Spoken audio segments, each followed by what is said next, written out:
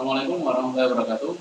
Kita berjumpa lagi dalam kegiatan tatap muka daring dengan mata pelajaran geografi dengan materi penginderaan jauh.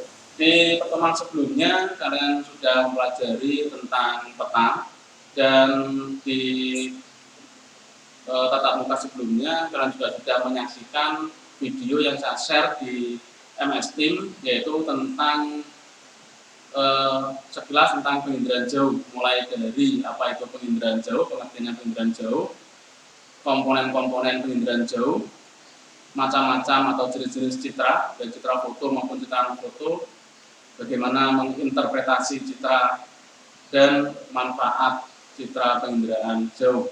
Oke, mungkin dari apa yang kalian saksikan kemarin masih belum begitu dipahami, karena videonya sangat atau cukup pendek, sehingga mungkin masih banyak informasi-informasi yang belum tersampaikan, dan kalian mungkin masih bingung apa itu penginderaan jauh. Oke, untuk saat ini kita coba belajar tentang penginderaan jauh dengan aplikasi yang sangat sederhana. Kita memanfaatkan aplikasi yang sudah disediakan oleh Google, yaitu Google Earth. Sekarang kita tampilkan Google Earth-nya, nanti kita saksikan apa itu penginderaan jauh secara sederhana.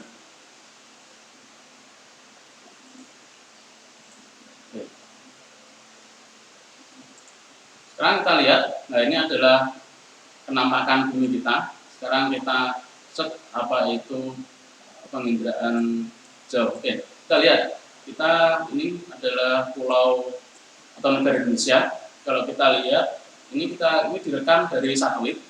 Kalau kita lihat di Indonesia, ini ada patahan, ada garis, ini adalah patahan yang menyebabkan tsunami. Terus kalau kita lihat lautan yang berada di tengah-tengah Sumatera, Kalimantan, Jawa, ini agak biru muda. Ini menandakan bahwa dulu ini pernah bersatu, dan di sebelah laut selatan ini cukup dalam karena berwarna biru tua. Sekarang kita lihat di daratan, kita zoom, coba kita lihat SMA Soko. Tapi sebelum kita lihat SMA Soko, sekarang kita mencoba menginterpretasi adalah mengidentifikasi atau mengenali objek-objek yang ada di citra. Interpretasi itu ada beberapa unsur untuk mengenalinya. Ada pola, diantaranya ada pola, ada tekstur, ada roma, ada warna, ada situs, ada asosiasi, ada bentuk, ada bayangan. Oke. Kalau kita lihat di sini, misalnya dari objek yang terlihat, ini ada tekstur kasar, ada tekstur halus, ada bentuk memanjang, dan ada bentuk berkelok-kelok. Kalau kita lihat, nah ini misalnya kalau kita lihat ada tekstur kasar, itu kira-kira apa? Kalau kita lihat di sini, nah bertekstur kasar, itu menurut kalian apa? Kalau kita lihat di sini bertekstur kasar, berwarna agak gelap atau berwarna hijau. Ini kalau kita identifikasi, ini kemungkinan besar adalah pepohonan. Terus kalau kita lihat di sini bertekstur halus, berwarna agak cerah, dan bentuknya ada mungkin seperti segi empat, dan sebagainya. Ini kalau kita lihat, ini kemungkinan besar adalah sawah yang mungkin habis panen atau tidak ada airnya, kering. Terus kalau kita lihat ada bentuk pola yang ini ada garis yang berkelok-kelok. Ini kalau kita identifikasi, ini adalah sebuah sungai. Nah, itu adalah salah satu contoh interpretasi dengan unsur bentuk, unsur tekstur, unsur rona, dan warna. Terus bagaimana kalau kita menginterpretasi dengan unsur asosiasi? Nah, ini kita lihat ada garis di atas sungai. Ini kira-kira apa? Kita menggunakan unsur asosiasi. Ini ada garis di atas sungai.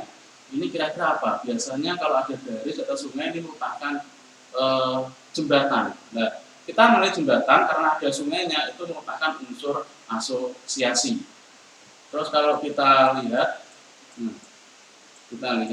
di sekolah kita di SMA Soko ini SMA Soko.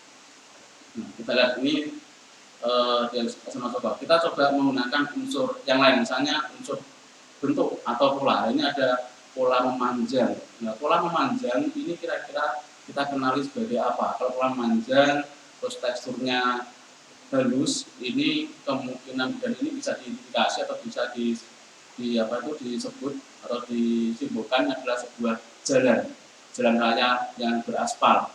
So, kalau kita lihat ada garis yang lurus juga, tetapi di sebelah kanan kirinya, di sampingnya ini ada pepohonan, dan ini kita bisa identifikasi, bisa kita simpulkan ini adalah sebuah sungai kecil. Itu adalah dari unsur pola atau bentuknya. Dan kita lihat kita kenali unsur yang lain. Nah, ini ada sebuah bangunan yang berjajar. Nah, ini kira-kira apa? Kita kenali dengan apa? Jadi juga teksturnya kasar. Kita lihat ada bentuknya kotak-kotak, berarti adalah permukiman penduduk.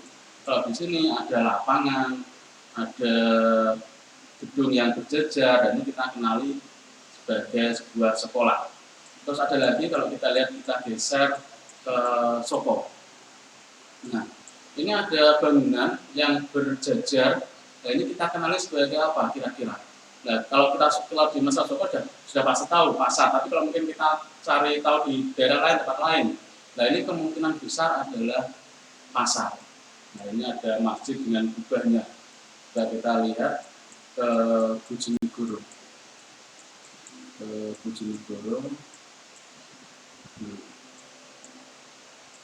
lihat ke Bojonegoro.